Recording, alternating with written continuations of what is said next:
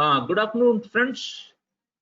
I think we have come to the last session of the 1 week program, and I hope you had a good lunch. So it is my duty to keep you awake by making this presentation a bit interesting. Uh, now coming to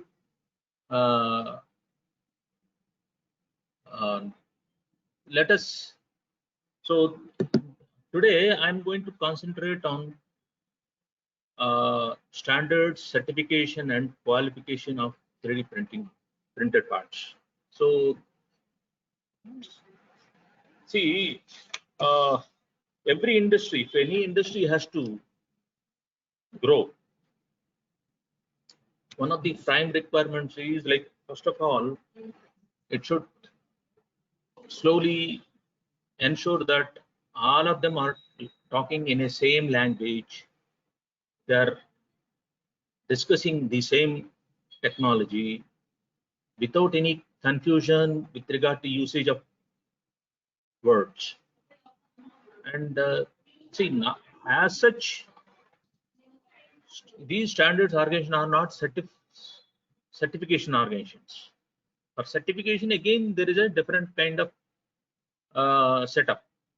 But here, these standards organization will only ensure that people are talking a what you call a consistent language of discussion. So let us move on to, let us first of all see what is the content of this 1 hour lecture.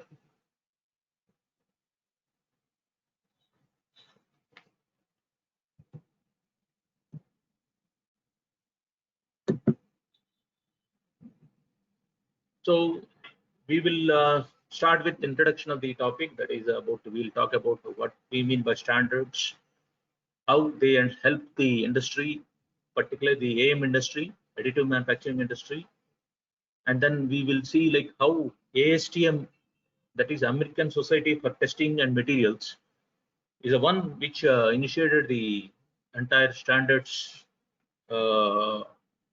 into AM, and how it led to even initiating the international organization for standardization, that how it started, and how finally these two have come together to come with what is so called a new standards in AM, and what are the future developments in store for us with regard to standards development, and then we will conclude. So as the quotation says, great things happen when the world agrees. So this is very, very important. See, that's why way back in 1947 itself, ISO was formed, because only, see, we are using a kilogram weight that has some reference to this ISO. This standard kilogram weight was defined in 1947, and it was kept in France in one particular international standard organization lab. So because of that only, that has initiated trade and commerce across various nations, because we are all agreeing to that particular standard. So standards in that way help improve standards of living, then commerce, world trade. You know, there is no end to human development and raising the standards of living of the people. So let us see, like, what is a standard. Something used as a measure, norm, or model in comparative evaluations. So that is you know, like, if you have to compare, like, you have to, it is a kind of benchmark, right? Like, for example, you have what what you call TCP/IP protocol. It is a model of how to communicate across internet, right? So everybody should be conversant with the TCP/IP protocol. If one is participating in what you call developing technology, whether so similarly, like we are getting a lot of new technology like 4G, 5G, but these are all guided by some standards. So because everybody is agreeing to that particular set of standards only, we are able to easily deploy new technology in no time. Actually, even the concept of interchangeability and standardization was introduced in 1798, but the ASTM was initiated in 1888 or 98, because it took almost 100 years for people to agree on certain standards. But now we don't have that kind of problem. So now AM standards were started only recently in 2009 by ASTM, and even though the expectations are high on how quickly it is developing, but a bit of slow, but not as slow as the first standardization was started by ASTM. So here, standards give world-class specifications for products, services, and systems to ensure quality, safety, and efficiency. Say, for example, the concept of ISO 9000 or ISO 14000. Why these world-class specifications have come up is because people agree, or it is saying like, oh, the customer or the user or the beneficiary, he knows that if somebody is following ISO 9000, he must have stick to certain minimum number of protocols satisfied. So whether it is ISO 9000 certification for quality or ISO 9000, ISO 14000 for environmental compliance, all these are only meant to facilitate trade, to facilitate qualification for exports. So these are the things that are there. Requirements.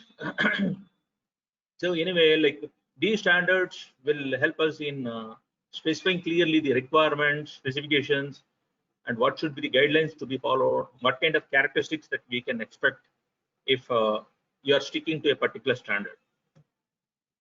Standards give businesses, consumers confidence that the goods and services they are developing or using are safe, reliable, and will do the job they were intended for. Right? So that is the purpose of a standard. Standards help make laws and regulations consistent. So that means if you have to, like for example, somebody has violated, somebody is not delivering the goods with appropriate quality, you can always take the you can sue that person and then get some kind of what you call justice from courts. So standards in that way help us to contest, file suits if somebody is deviating from the standards.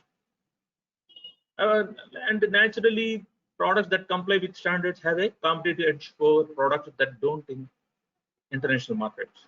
Like as you know, like if you have to export some goods to European Union, they expect you to have a minimum of ISO 9000 certification.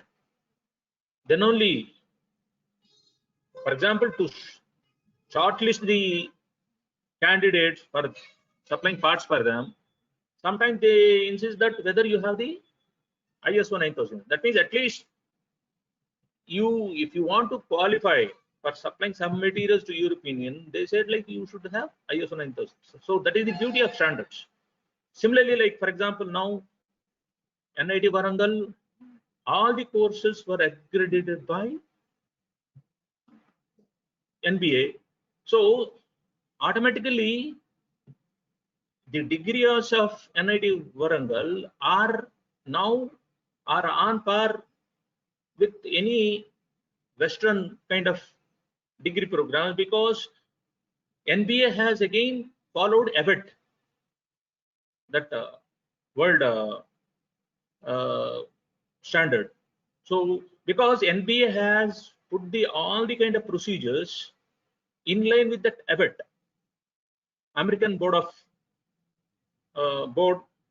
which has initiated that particular protocol or procedures. So this outcome-based NBA has in a way helped NIT Warangal to stick to certain minimum number of what you call quality protocols, so that we can boast ourselves that we are also on par with this particular standards. And anyway, now coming to history of standardization, Eli Whitney, as I said, like incidentally, Eli Whitney is also inventor of quantum ginning machine. So, and he also invented this what you call concept of interchangeability and standardization in 1803. And there is a big what you call story on that. Anyway, we're not going into that. And then John Wilkinson in 1775, he made that boring machine. See, without this boring machine, there is nothing like interchangeability. So the so-called standardization happened only because of mechanization of the production system. So always the technology preceded the standards. So even though AIM was invented in 1983, the concept of Chuck Hull has invented that SLA way back in 1984, but the standardization has come only in 2009, that too by ASTM, and after 2-3 years ISO started. So always technology precedes standardization. So you can see that boring machine, after inventing the boring machine, then only people could bring in some kind of repeatability, precision, which are a must for standardization.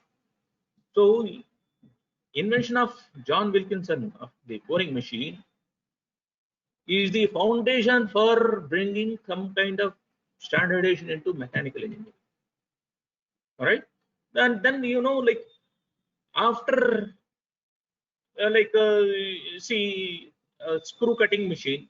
Screw cutting machine has automatic screw cutting by Henry Maudslay has enabled to go for screw standards. Then Frederick Winslow Taylor, he has brought in this so-called process standardization. So in fact, he is the father of what you call scientific management. So in fact, he is the first one to measure human work. How to measure scientifically manual work or human work. So process standardization was in a way was invented by in fact, that is the foundation for our quality what you call systems, ISO 9000. And then American Society for Testing and Materials was done in 1898. This is again out of necessity they have set up, because the entire American USA, entire continent was being railroaded. That means they are putting a lot of rails. They have found that each manufacturer quality was different, and to bring some kind of standards across various vendors who are supplying steel rails for the American railways, to ensure uniformity in the quality, then some few scientists and engineers have started this American Society for Testing and Materials in 1898. So that is how like this you can say like ASTM is the first what you call society to bring like standardization into the technology. See why standards are needed. Then one is ensure interoperability. That means like in a way it is a kind of interchangeability, create market access, provide sources of knowledge, because you define everything there, create market acceptance. Just like Indian companies, if they have to compete in European market, they insist that you should have ISO 9000. Facilitating business interaction to facilitate communication, measurement, commerce, and manufacturing. So coming to additive manufacturing industrialization, see these, if you look at this, if you say like here, for AM industrialization, that means if you want to have wide acceptability of additive manufacturing in all the sectors of an economy, first of all, there should be standards development. Then somebody should qualify that who is good, who is bad, and then certification. Like it is like you are a certified professional in AM.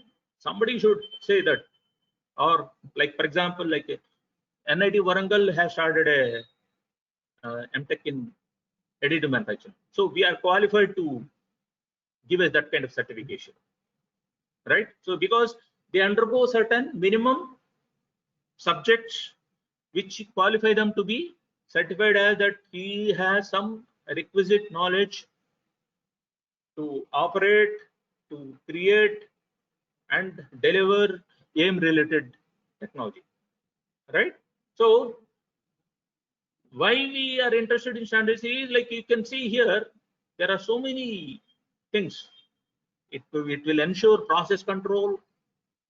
That means like what should be the precision with which a process should be made, product quality assurance.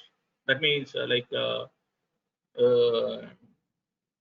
what kind of, what you call, like, like whenever you are developing a new material and using it for a particular purpose, that material has to undergo various kinds of quality checks. So you are ensuring, like for example, unfortunately, additive manufacturing has so many technologies. Like ASTM has itself as categorized various same technology into 7 broad areas, right? As Ravi Kumar and other people might have already told you about what are those, like SLA, powder bed fusion, DMLS. There are so many things. So here somebody should like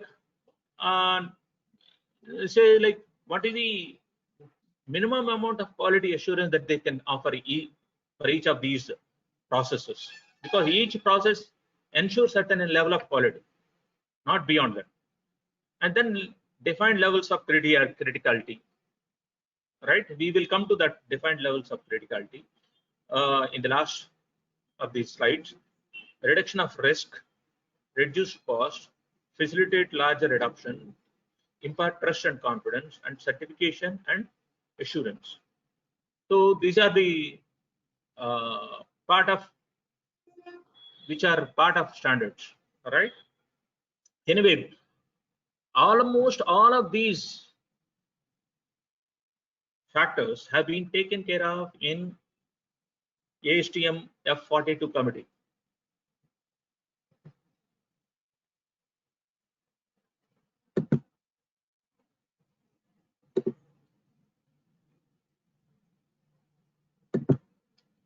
So now coming to here, you can see that standards follow some hierarchy. Like say for example, here the number of standards published by ISO ASTM is 25. Standards currently under development is 50 plus, right? So you have general AM standards. That is, as I said, people should not use various words loosely. So each word has a specific meaning here. So in order to ensure that specific meaning and commonality in the usage of the words. So this general AM standards is about terminology, test method, safety, something like that. And then application specific standards, aerospace, automotive, medical. So there are in F32 committee, like F42 committee, like there are, and feedstock material standards. Feedstock materials is like metal powders. See, like various kinds of, like for example, if you are using titanium powder, so what should be the grain size, or what is the porability or flowability of the powders? So all these are being standardized in ASTM's uh, committee. Like if it is polymer, what kind of polymers, what is the minimum standard that they should comply before it is accepted for a machine. So whenever you are using a particular material, you have to just check with what are the minimum quality standards that that particular powders or filaments are they complying with as per the AM ASTM. And then we have process and equipment related standards. That is, if it is powder bed fusion, what are the minimum standards that it should what you call comply with? If it is material extrusion, like powder bed fusion means like SLS, what is the kind of quality that is expected? If it is material extrusion, what is the kind of standards that we should, like in terms of accuracy, those things, right? And then coming to finished parts. So like finished parts standards also are being, for example, like how you are if you are manufacturing through a particular technology, what should be the post processing method that you should follow? What are the minimum standards, like non, what kind of surface finish methods that you should use, or what are the post heat treatment procedures that you should follow? So because AM, even this particular stage is also very important, post processing, because there are, because you can't for most of the time, whatever the parts that you are producing through AM, they have to undergo through a kind of post processing, that may be non-destructive testing or uh, finish using certain surface finishing things, or remove the support structures, how they have to be removed, in what method that have to be used to remove those support structures. All these things are specified in the finished AM parts standards. Okay, so you, those who are about to use it for their research purpose or somebody, you please go through these standards. At least you will know where you are deviating or where you are complying, and what are these gaps in your studies. So in fact, like if you go through AM ASTM standards, this documents, in fact, like you can even identify certain research areas for your research. Because in my first lecture, somebody was asking me like what are the various options that are available for research in case of standards. So here hierarchy of, so this additive manufacturing standards follow some hierarchy: general standards, category standards, and specialized standards. So general standards mean the specific general concepts like common requirements are generally accepted to most type of AM materials, processes, and applications. Whereas category standards that specific requirements for a specific to a material category or a process category. And now coming to specialized standards that specify requirements that are specific to a material process or application. Right? So, like for example, here at the, like it may be powder bed fusion general standards. Maybe here like category standards means material or process category. So here you go into depth. Like in the next coming slide, I'll show you. Anyway, there are mainly right now there are two types of standards. That is ASTM Committee of 42 and ISO Technical Committee 261. In fact, recently they have joined together in 2015 to combinedly come with an integrated committee which will evolve, like for example this ISO ASTM 52900. 15 means 2015. So terminology, they are coming together to evolve standards, right? So out of this, even though like ISO 1000, ISO was founded in 1947, but ASTM is much older and was founded in 1898. In fact, like even in AIM also, ASTM took the initiative. Later, ISO has come into the picture, right? Because technology adoption and technology inventions, mostly they're happening in US, so naturally they initiate everything, right? Only later the world will realize, oh, we should start something on this. Now coming to here what I said, like, so when I was mentioning here,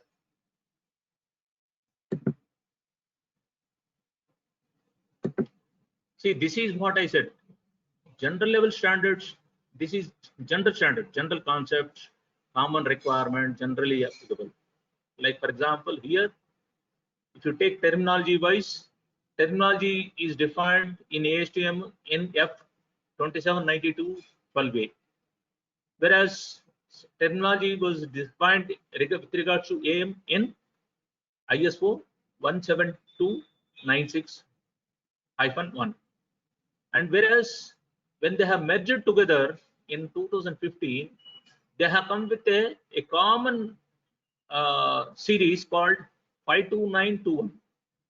That is ISO ASTM 52921-13. So that means here you can say like general standards are defined at this level, right? Say for example, this is with regard to terminology, then this is with regard to processes and materials, this is test methods, and this is design and data formats. That means this is where in fact our AMF file were defined. Additive manufacturing file formats are part of this particular. So that means they have broadly classified into 4 with regard to materials, test methods, and design data formats, and terminology. Now coming to and then category AM standards. So if you come here, like you have material category specific, process category specific, and standard protocols for round robin testing. So for example, if you come to material category specific, so you have metal powders, standards for metal powders, polymer powders, photopolymer resins, ceramics, right? So these are material specific. Material category. See here, top level, this is like category specific. So with respect to process category and material specific, powder bed fusion, material extrusion, directed energy deposition, right? So within that powder bed fusion, again you have TI 64, IN 625. So there are again standards with respect to materials within powder bed fusion. And then here you have standard protocols for round robin testing, like mechanical test methods, like part 1 tensile test, part 2 porosity, fracture toughness. So again, with respect to again, those test methods are specific to material. What are the methods that you should follow for testing the metals was given in metals, polymers, and others, ceramics, and everything. So this is category AM standards. And now coming to within this, again, you have metal specific standards. Like, for example, like if you take metal powders, what is the specific size specification, chemical composition, and then specific viscosity. So that means if it is metal powders, what should be these, what should be the size of each powders? Is it nano level or micro level? What is its chemical composition? How much percentage of titanium and what you call aluminum and vanadium, that kind of composition, and then viscosity, right? So all this, like if it is polymer resins, what should be the viscosity with which you should use that? So that means you are going into even very specific to particular. For example, here if you look at application specific, right, you have one kind of test methods you have to use with respect for aerospace, one kind of test methods you have to use for medical, automotive, right? Similarly, process specific performance test methods, process specific test artifacts. Like for example, process specific artifacts means like for certain metal RP, maybe you have to prepare a dark bone model and then test for impact and other things. So what should be the how you should prepare those artifacts to see that whether the part that you are producing from a particular machine is qualified to for a particular purpose. So you can see the complexity of the entire AIM standards. So we start with top level AIM standards, then category AIM standards, then specialized AIM standards. So that is how, like the in such a minute way, people are trying to define the what you call standard, so that people may not try to misuse the gaps. So here ASTM has constituted a committee F42. So F42, see, ASTM has A, B, C, D, E, F. So because right now ASTM is overlooking around 12,000 standards. Now you can imagine how complex and the entire standards issue. So F40 was assigned to AM, F16 is assigned to something else. Similarly, so there are A, B, C, D. For example, C denotes mostly standards that you have to evolve for concrete technology, ceramics. Similarly, A refers to steel because that was the first standards that developed for steel industry. So any standard committee which starts with A, definitely it is something related to some kind of steel and other alloyed metals. So here F42 exclusively deals with AIM standards, right? And then here there are different committees like test methods. Already 3 are existing, and they have formulated 4 new. Design 2 existing are there, 5 new. and materials and processes 9 existing and 20 new. Environment, health and safety, they are yet to start any committee. There are no. Similarly, SG2 nil. Actually, what happened is one of the innovators, Karl Decker. Karl Decker is the person who invented SLS. So what happened is they made him the chairman of this F42 subcommittee. But what happened, unfortunately, last December, 23rd December, he passed away. So now it is subsequently Corona has come, and I think it is now chairmanless committee. I don't know if something has happened in the last 1 month. I don't know, but right now a big setback has come to this F42 committee because that innovator Karl Decker passed away recently.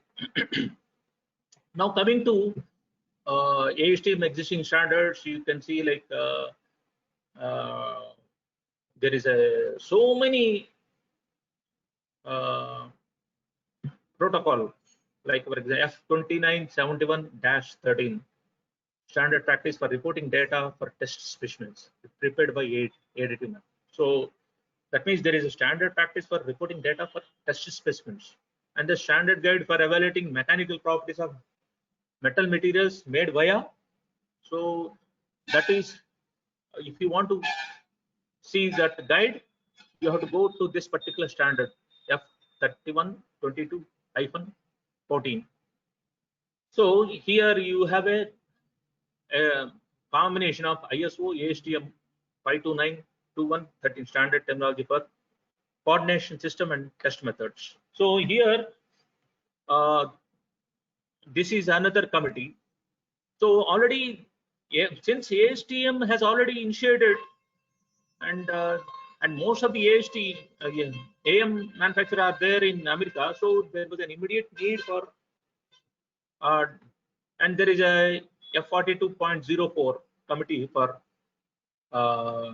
that was involved in standard specification for additive manufacturing file format AMF, as which we have discussed in my first lecture. And here there is a standard guidelines for design for additive manufacturing. So we have seen that design and formats they go together. And then F42 under F42.91, like standard technology for it. So like as you see this here, what you are seeing is that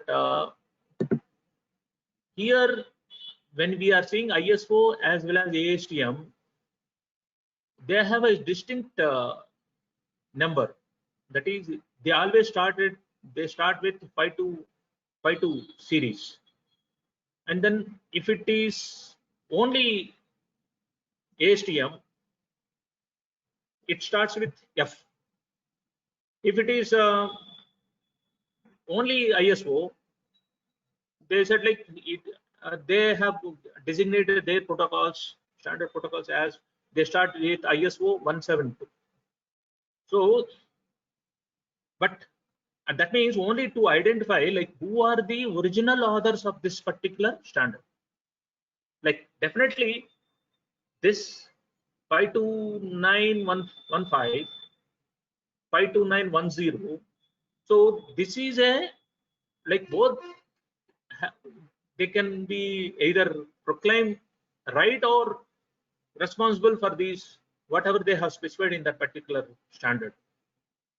So because this combined standard terminology was adopted after 2015, so that's why you have 529 series, you have 172 series, and then this what do you call F2939. F means it is definitely a part of ASTM. So here, so you should not worry about this. Only to say like if you are seeing this kind of standard, that means it is combinedly developed or evolved by both ASTM and ISO, and they have put a different numbering method.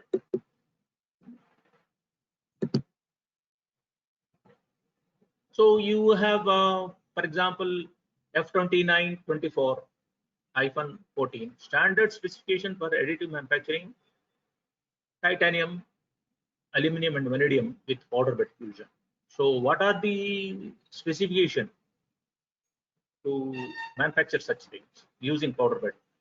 So for example, 3000 again F3000-14. Again, this is a, if you are using a slightly different kind of process, extra low interstitial with powder bed fusion.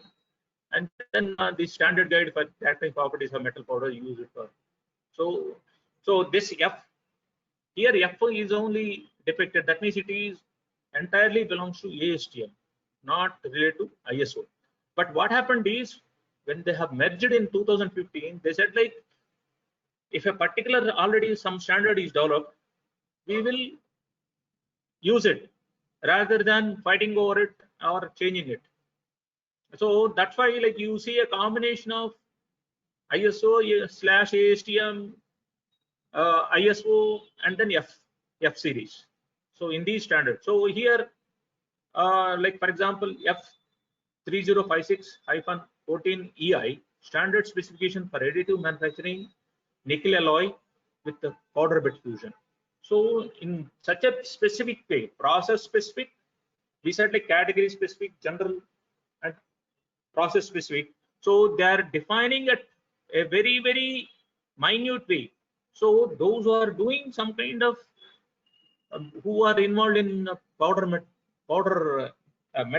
additive, naturally they have to look at these standards and see like how they are specifying the powders, their quality, how much porosity or like flowability or all these things, size of the particles, all these things they should see, are chemical composition, how much they insist of various elements in the powder, how the granularity, flowability of the powder. So all these are specifically defined in all these standards. So for powder bed for plastic materials, right? So F3091 or M standard specification for powder bed fusion, right? So similarly, stainless steel, F3187 standard guide for directed energy deposition of metals, right? So like this, there are similarly ISO 9000 has an existing standard for AM. Like for example, ISO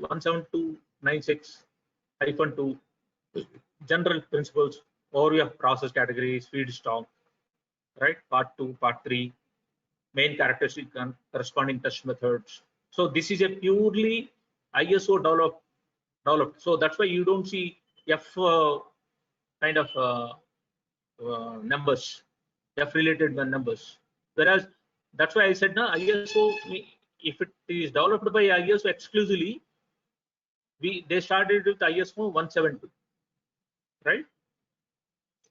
Now coming to say, these are the other standards that ISO has developed, and some are in combination with the ASTM, like for example, 52 like specification for additive manufacturing file format, AMF version 1.2. Like this file format, for example, we were discussing the beauty of curved triangles, how they reduce the error. Like instead of using plain triangles, if you use curved triangles, then this will agree more. This is more important, particularly for free-formed curves, surfaces, free-formed surfaces, lattice structures and color, and then coordinate system, And then specifically for aerospace and medical industries, there is a need for technical standards. So that's why for certain standards they were trying to develop quickly, so that because most of the beneficiary industries right now is medical and aerospace.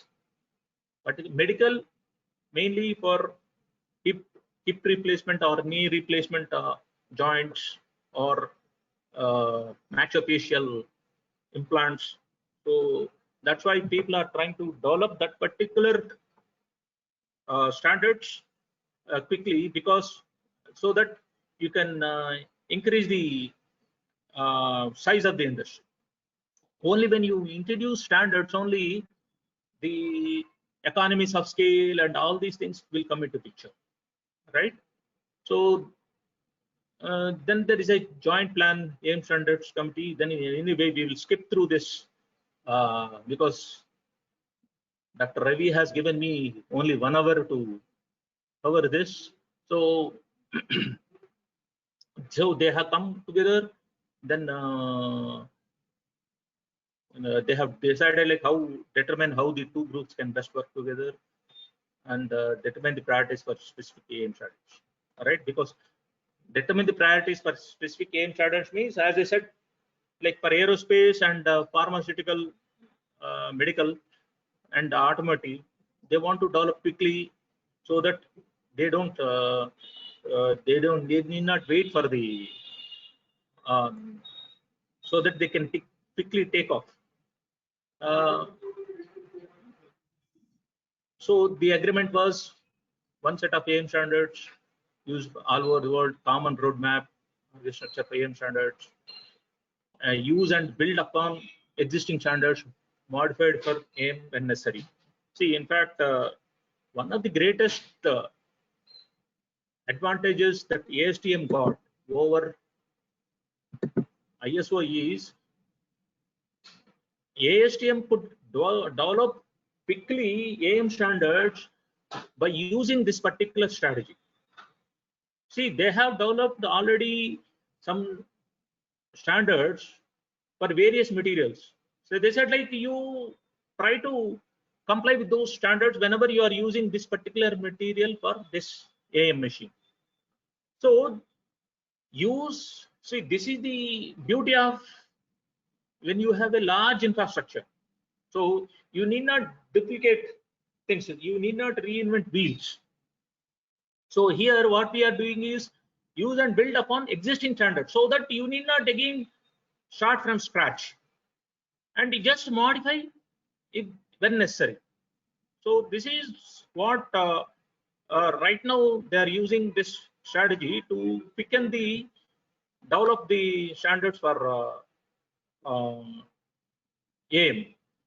For efficiency and effectiveness, this technical committee 261 and ASTM should begin work together anyway, like they are already doing it. Emphasis on joint standard development.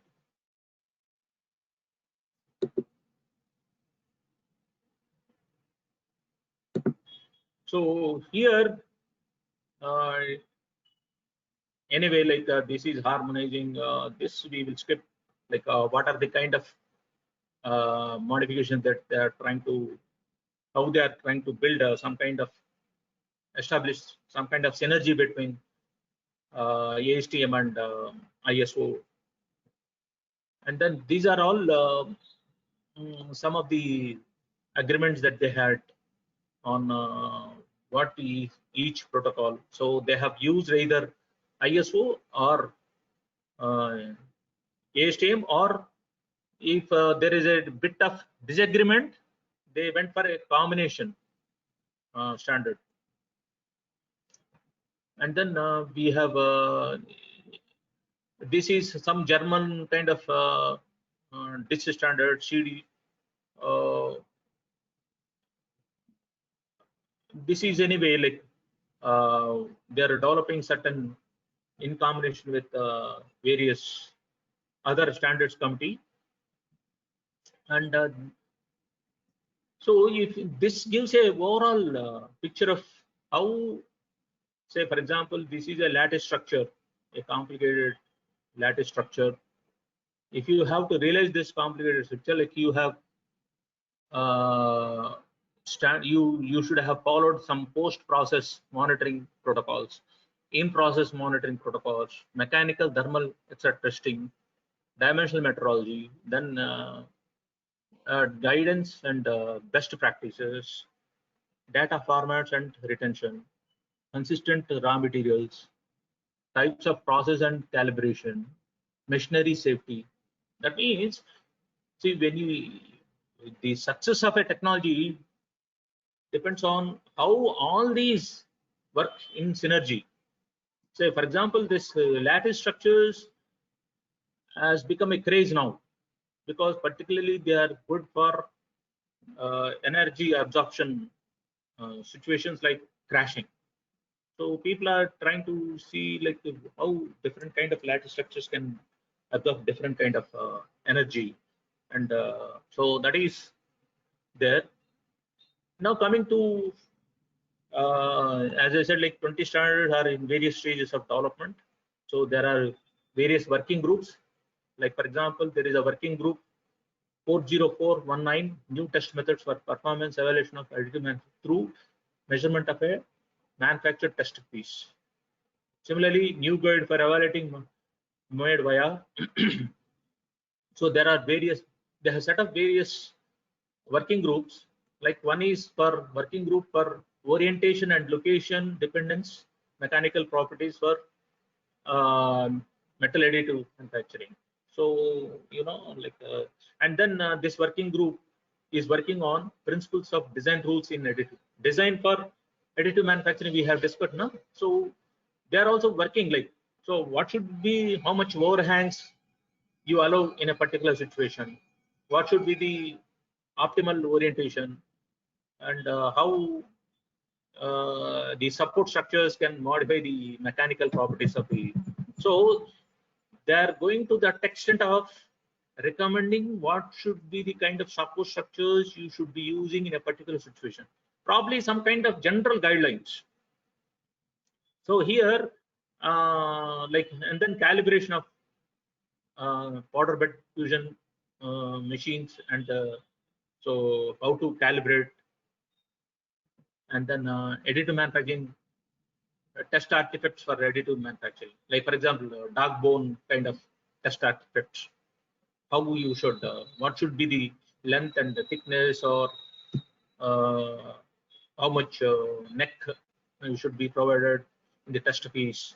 So all these things are being now being worked out, because see, there are a lot of research going on. See, for example, each of these working groups, they have to evolve, like for example, characterization of powder flow properties. See, powder flow, how to characterize this? So this can be a research area, right? So a post thermal process, like some people like who are want to have an interdisciplinary research, like what are the post thermal processing, like using ANSYS or F kind of multi physics. You try to see like how the thermal properties are changing with various cooling and natural cooling and British cooling kind of situation. In the future, like framework will be used to develop at 3 levels standards. Anyway, we have said already this. Then now coming to, see, I was telling about the technology readiness level. Like for example, these standards organization should also tell like whether the what is the technology readiness of a particular technology. Like for example, initially you start with basic principles observed. Like for example, like our Chuck Hull, who is the founder of 3D systems. So he evolved these things in way back in 1984. But now SLA has now actually come to this level. Like somewhere it must be somewhere in the 7. Probably it is not at, because certain standards and certain these things are yet to be. So most of the AM technologies are between 7 and 8 or 6 and 7, right? So because this involves like a lot of refining and fixing parameters, validating process and performance, support transfer to industry. Like so, because standards are themselves are in the process of development. So here you have to uh, like for example, they are still evolving. So it is still aim is not a very still we are yet to evolve foolproof validating processes, part performances, right? People are doing a lot of research, but that research has to be converted into standards, and there are a lot of gaps in standard development. Uh, as you see in the subsequent slides. Anyway, this is just a general flow.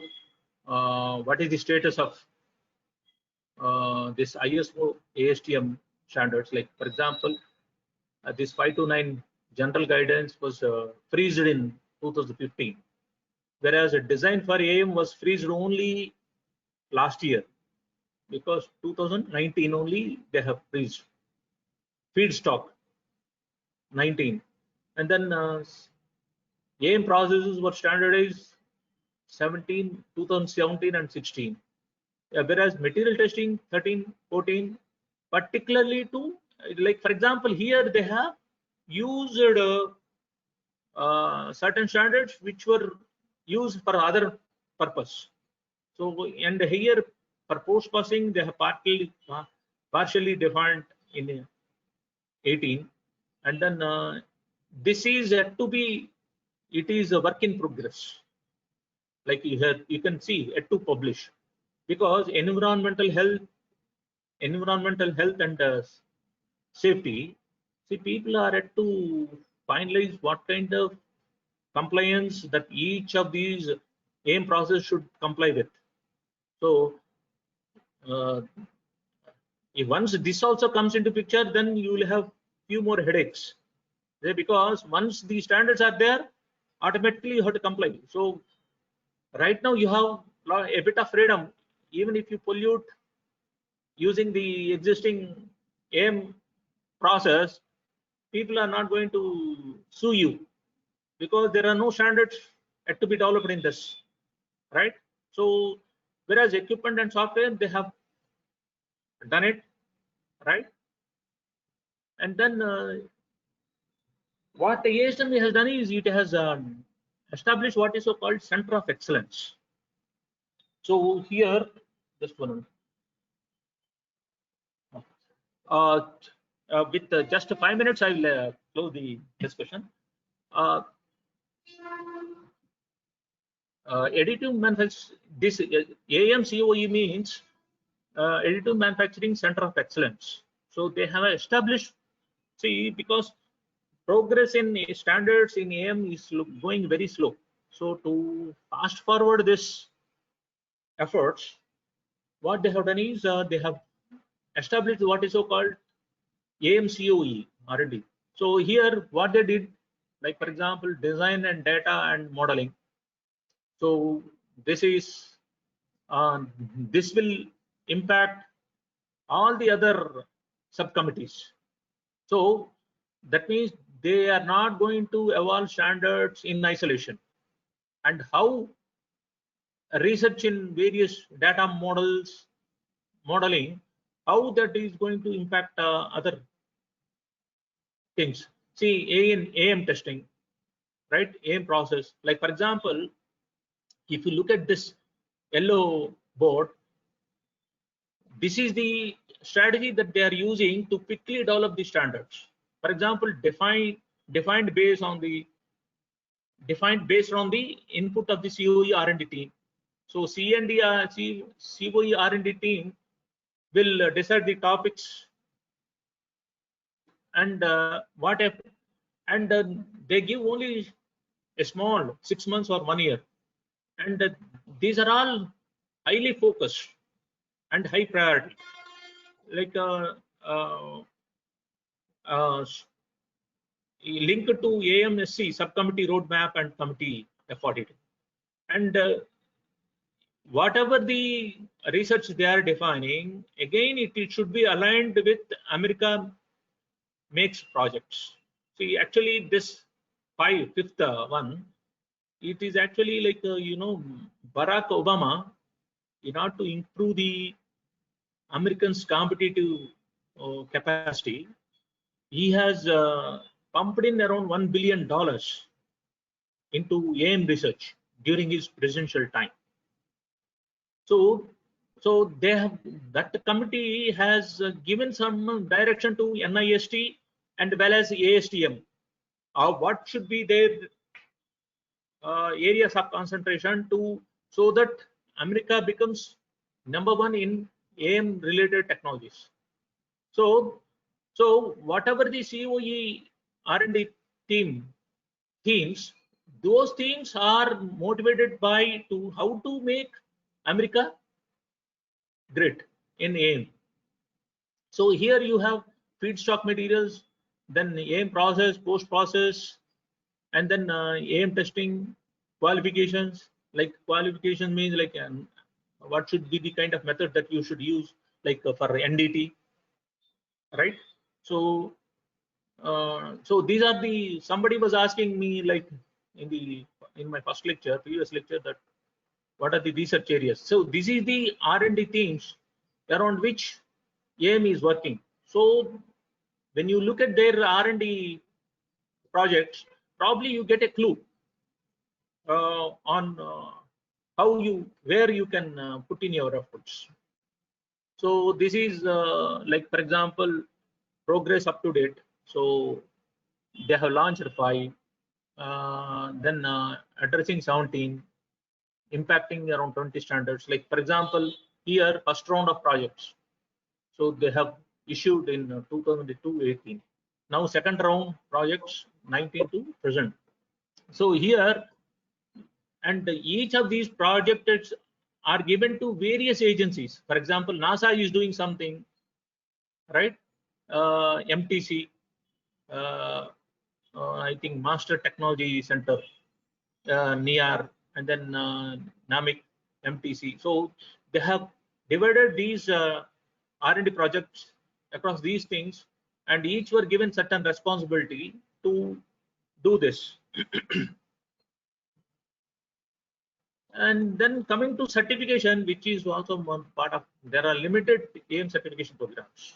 Unfortunately, there are certification programs are not there. Like, so AIM certification you can take in terms for processes, materials, parts, personnel, right? So no broad certification framework yet exists for the wide range of, even though I think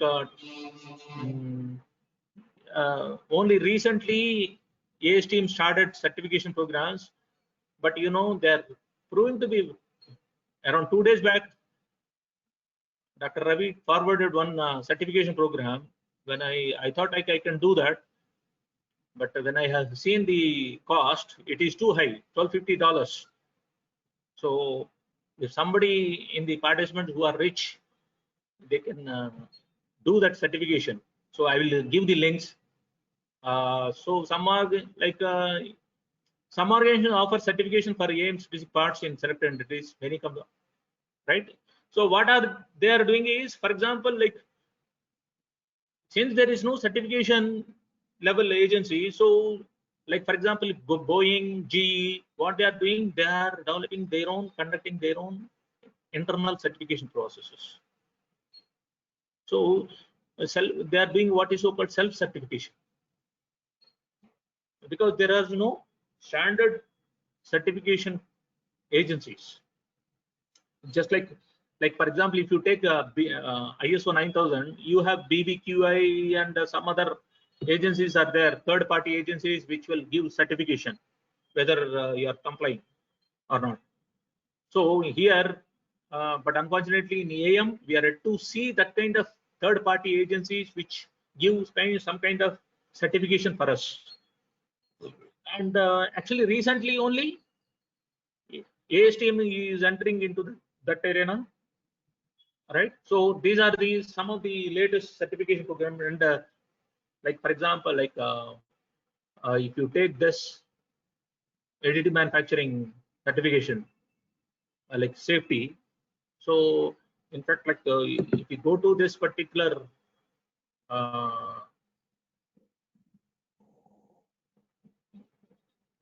so this is an online program which they have doing it on 28th July. So if somebody is interested, but this is a very costly program, that is a problem. So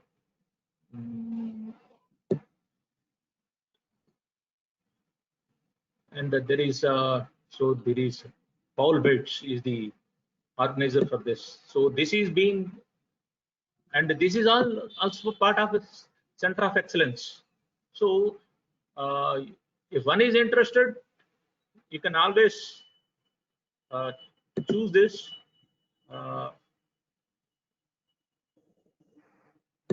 So that is another, and then this is the conference that is coming in November. And interestingly, ASTM is being headed by a woman, I think Catherine Morgan. So she herself, she has taken an initiative to address industry.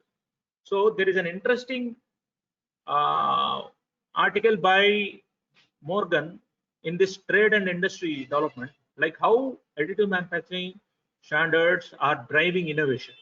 So you can go through this particular Morgan's lecture on what kind of efforts that ASTM is doing to drive innovation across the world, right?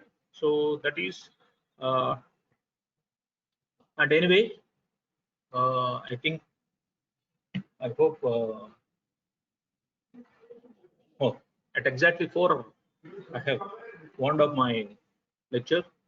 So thank you very much. I think, I don't know how far it has created interest in you, particularly last lecture and that too afternoon lecture can be a bit tiresome to listen, but still one can't help, right?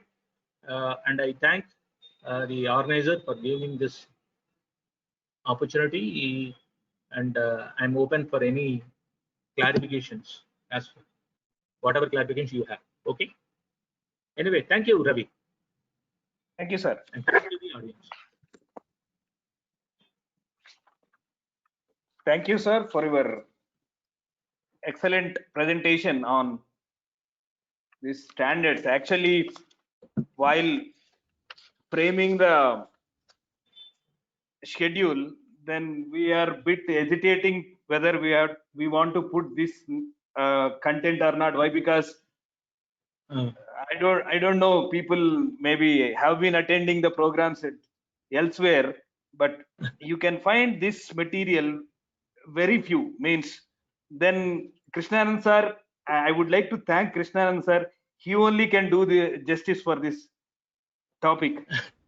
Then then incidentally I told him, sir, you only has to take, then readily has accepted. Thank you for that.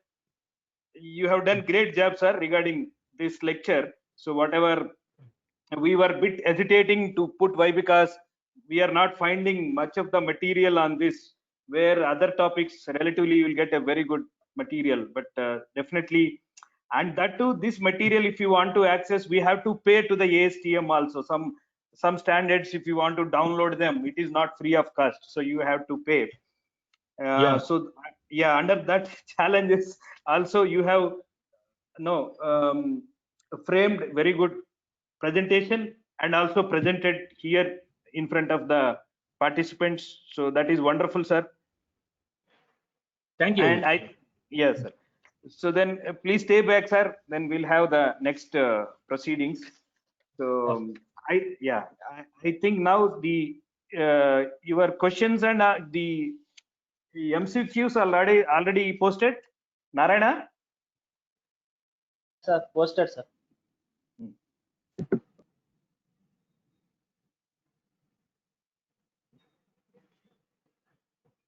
Shall I stop sharing the?